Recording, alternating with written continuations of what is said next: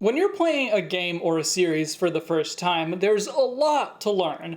Not just about what buttons do what, or about the world that the game takes place in, but also about the language of the gameplay itself. Often, a term will function on multiple levels, like catching Pokemon, for example, serves the world building because it gives you a sense of what the relationship is between trainers and wild Pokemon. But it also serves the gameplay directly by telling you, the player, what you're expected to do. There's a range of terms like this, and in Pokemon, there's a good number of them that are fairly straightforward. Even as you encounter them for the first time, you understand what they mean, and you move on. But it's not always like that. Some terms stand out and make you question why they were chosen because your understanding of what that term means and the way that the game uses it doesn't match up. This video is the second in a series looking at various aspects of the Pokemon games and the Pokemon world through the lens of language. The first video is just an introduction, so it's not essential that you watch it first, but I recommend that you do anyway because it'll give you a good foundation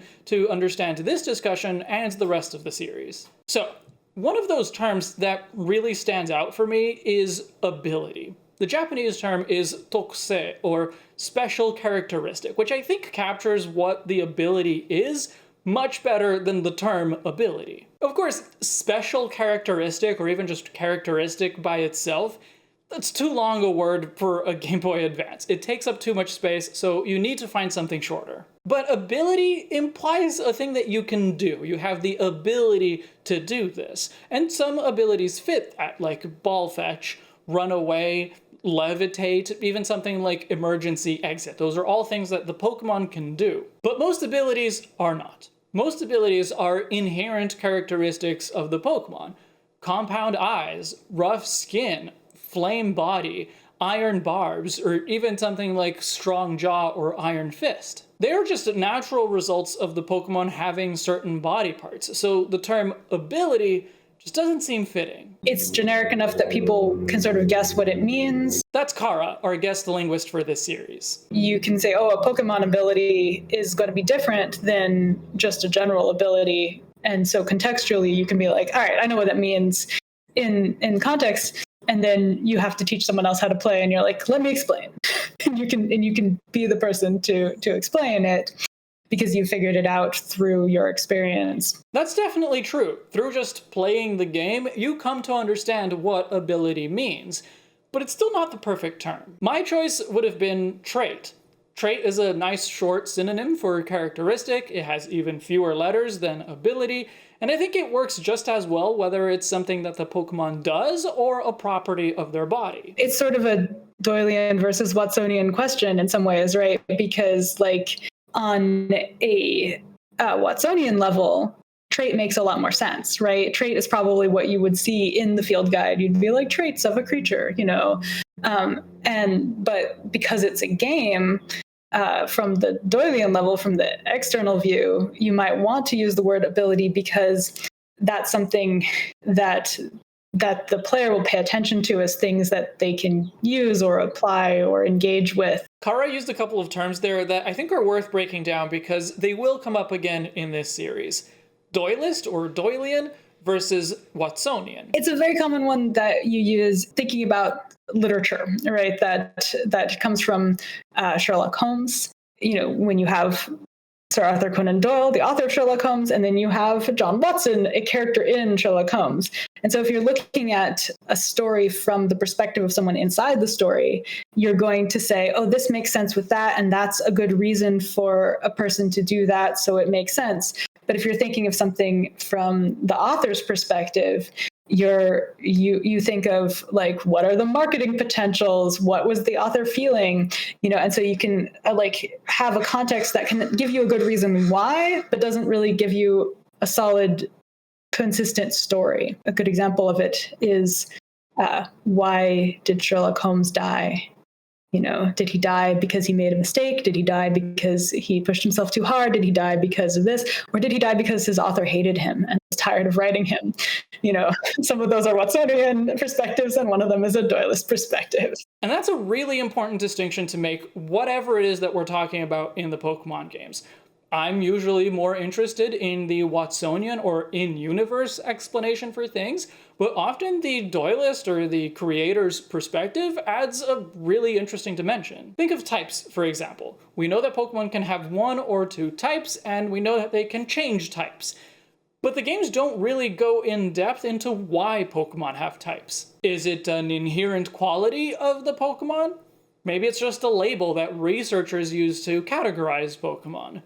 Or maybe it's just an element of Pokemon as a game, decided by game designers with little or no relation to the reality of the Pokemon world. The names of Pokemon types have a bit of that duality as well.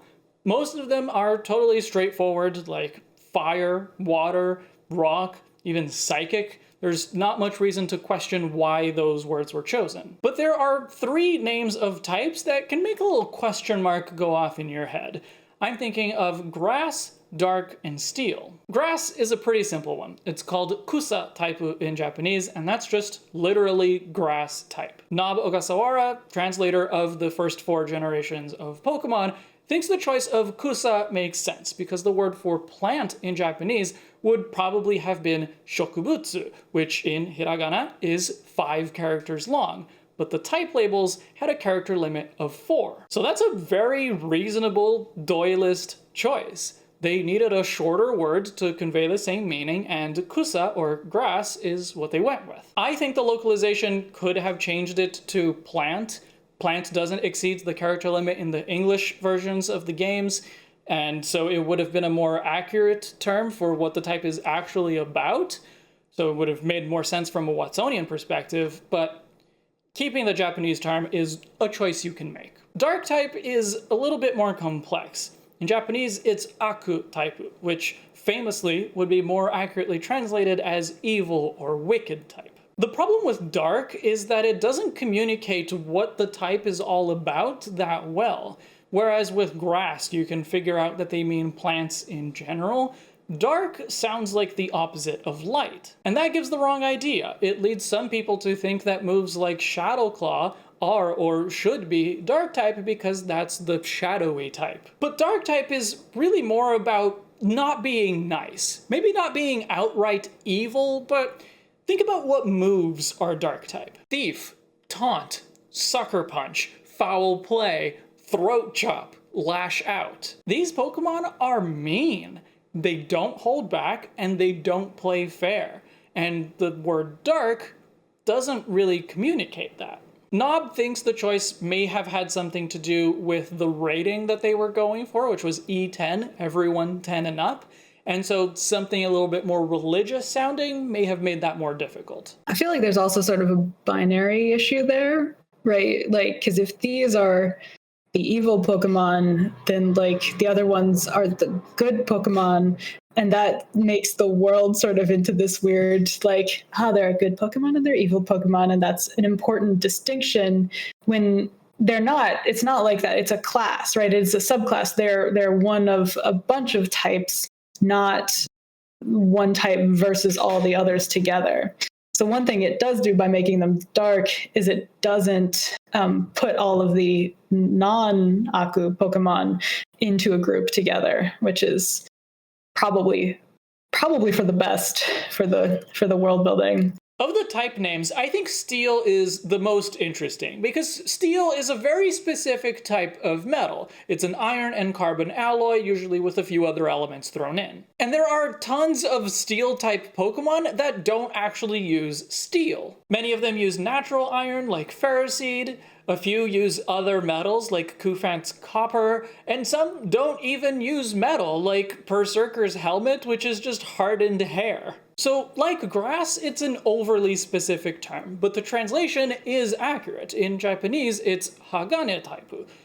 But there may be a good reason for that. One of the weird things about metal in Japanese is that it usually uses the character for gold in it. You know, gold is soft, right? Gold is expensive. Gold has these qualities that are very different from steel. So I feel like in that case, they're probably like, no, this is steel and gold are similar in that they are single characters, things that refer to metal.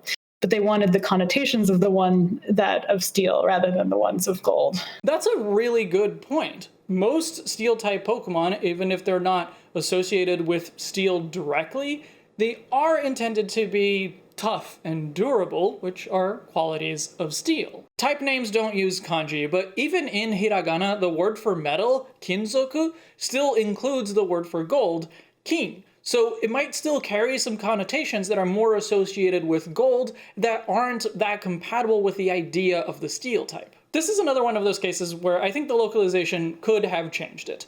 Metal is a pretty generic term, it doesn't have any undesired connotations, and it would have been more accurate, but ultimately, it doesn't make that much of a difference. Some people may also question the distinction between rock and ground types, or between water and ice types, but I feel like what those types represent is distinct and clear enough as it is. Rock types are about a rough, tough exterior, whereas ground types are more about burrowing, or they are more fluid, like sand or mud. Water is more about the water element, or about an aquatic lifestyle, whereas ice is more about the cold rather than strictly about frozen water. So to me, those names make sense. But there probably are other questionable terms that operate on the gameplay level. These are just the ones that I wanted to talk about. If any others stand out for you, put them in the comments and we'll continue the conversation there. Thank you for watching. There are 3 more videos to come in this series, so you might want to subscribe and turn on notifications. And of course,